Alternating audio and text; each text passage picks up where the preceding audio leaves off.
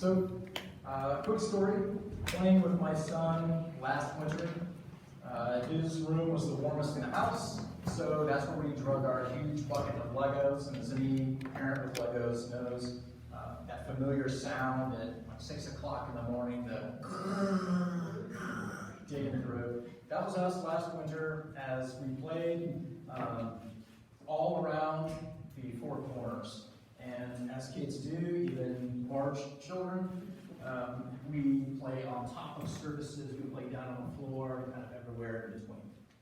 Until we got to the pipe system that my son has for building forts. And as we got to this pipe system, of course, we used it as part of the scenery, right? Part of the fun. As soon as we set the Legos down on top of these pipes, I remember saying out loud, man, wouldn't it be really cool if these two things went together? And then I heard myself suck all the air out of the room because I thought it was such a great idea. Quickly followed by that sinking feeling that, oh yeah, remember, Lego's been around since like the 1930s. This is probably already been done. But nonetheless, I set out on a 2.5-month patent research bonanza to prove to myself that it wasn't already taken overprotected technology right here. So when I saw this, I started to notice some other things. So not only is that idea cool, but when I go into my children's playroom, I see a very unique situation, but not so unique. It's not so unique that other parents probably don't notice the same problem. And that is multiple systems strewn out onto the floor, not put away like we'd all love it to be, but systems like Connects and those pipes that I mentioned and Legos. But the problem is that the children are playing with one thing at a time, right? They're essentially these play silos. And when I started seeing this and relating it back to the Lego and pipe situation, I thought, hold on a second, like we're really seeing more of a systemic problem, and that is that these systems are not designed to go together. I mean, why would they be? That'd be completely undermining why they're doing what they're doing, right? So I think this, and then I think, oh, well, that itself is the gap. So I started looking for technologies that apply some sort of bridging, and I could find none. So I said, all right, I'm going to do it myself. And the core problem that I've kind of boiled down to is that in these different systems, be it Lego, Connects, or the dozens out there, they're all their own silos, and they all market that you can build absolutely anything with these different systems and pieces. And more pieces come out, pieces are unique, they might be unique to certain sets, but the problem remains that you cannot use them with anything else. So you can build anything you want until you can't, and then we'll come up with different pieces and you're still stuck in this one system. I think this is really an interesting problem because it creates this perceived sense of innovation. And it made me personally question what I think innovation is. One fateful night at the Chuck E. Cheese, which I'm sure every parent loathes the chaos there, I heard over the loudspeaker this kind of educational segment between children's songs. And it was about the first vacuum cleaner. And I paid special attention to this because it talked about the inventor of the first vacuum cleaner, but more importantly, what went into it.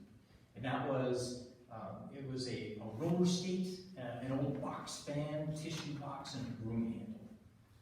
Why I was so inspired by this quick segment was that I realized those were all parts that were never supposed to go together. They were never designed to be, there was never an intent to be put together, but somebody put them together. And when that person did what he did, it created a unique product that changed society. It changed how we take care of our homes. And I found it truly inspirational. So I started to look at alternatives with what we do in the toy ecosystems today, and that is permanent damage whether it be modification by drilling into them, using the infamous craggle, and sticking these things together chemically, causing permanent damage, for which these toys are not inexpensive for the most part. And once you do that, again, it's permanent. You're not going to undrill a hole, right? And it doesn't really solve the problem of that integration with other systems at scale. It's a one-off solution. So I came up with a solution, and pardon my terrible image here, but it's super hard to show in one quick image. So I brought some prototypes here of what I'm working on. So it's really a rather simple idea. I took the PVC connector, right? In this case, this would be a Y connector, or a T, or a coupler, and I said, okay, based on expired patents by current manufacturers, why not integrate this into one piece? And when I did this, I also decided, well, why can't we make it completely functional with a system on every face, for which it is? And more importantly, how do we bridge these two systems together? So that actually became the easy part. In some research, playing with toys, which is like the best kind of research, I started measuring diameters of axles, and I'm measuring diameters of gears and teeth and width and all these kind of very engineering-centric topics. And I found a lot of consistency.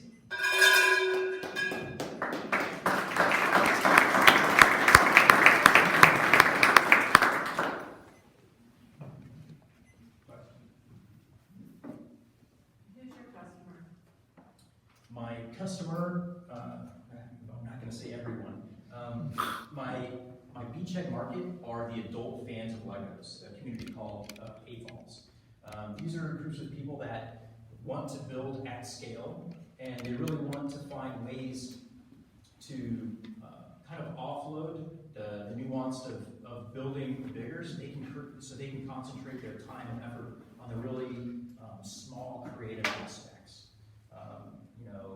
Curves here, design elements here, and a lot of times those creators are putting those elements in just so other creators find them. So for them, this is really a challenging and creative element. So again, we can offload that scaling solution for them by creating a way to quickly attach PVC pipe to these connectors and let them concentrate on that.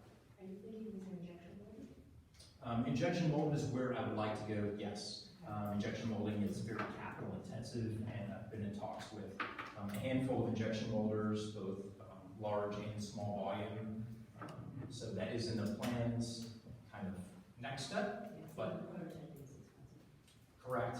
However, in some recent research, I have found a way to buy down that cost that doesn't sacrifice the quality that those AFOLs are looking for, because they're really going to cover it up with their odds and ends. Small scale that you do these? Yes, however, not FDM printing with the layered plastic, but with the SLA kind of resin printing. Yes, and I have machines with any luck being delivered today. Okay. So what does your 20-second? What does your business model look like in the next year? Direct sales through e-commerce websites, but also through affiliate programs, because these major brands, Lego connects as two, have affiliate programs. But then I'm also looking at like a reverse affiliate program, and that is being able to offer incentives to the manufacturers for doing the same thing essentially I would be doing for them, right? Why is that?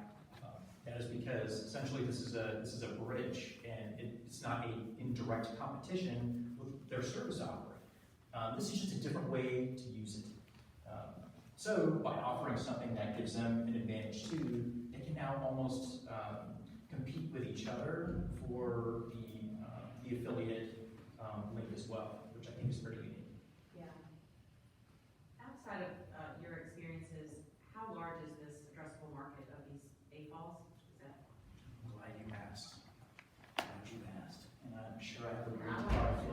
here somewhere. But just in terms of really I do too. doing the soul.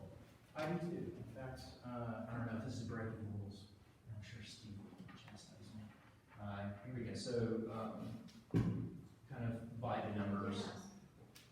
We did ask, so this is good. Yeah. You're well within, you're within the rules to do that. Yeah. Perfect.